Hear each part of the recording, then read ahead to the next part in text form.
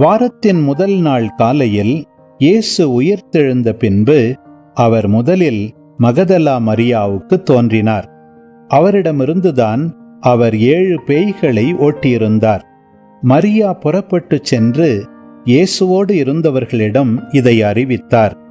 அவர்கள் துயருற்று அழுது கொண்டிருந்தார்கள்.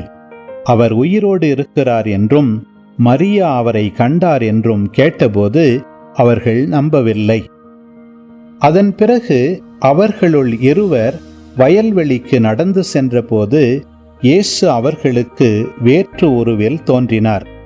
அவர்கள் சென்று அதனை மற்றவர்களுக்கு அறிவித்தார்கள்.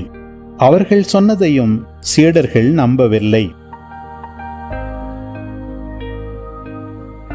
இறுதியாக 11 பந்தியில் அமர்ந்திருந்த பொழுது அவர்களுக்கு இயேசு தோன்றினார். உயிருடன் எழுப்பப்பட்ட தம்மை கண்டவர்கள் சொன்னதை நம்பாமல் அவர்கள் கடின உள்ளத்தோடு இருந்தமையால் அவர் அவர்களுடைய நம்பிக்கையின்மையை கண்டித்தார்.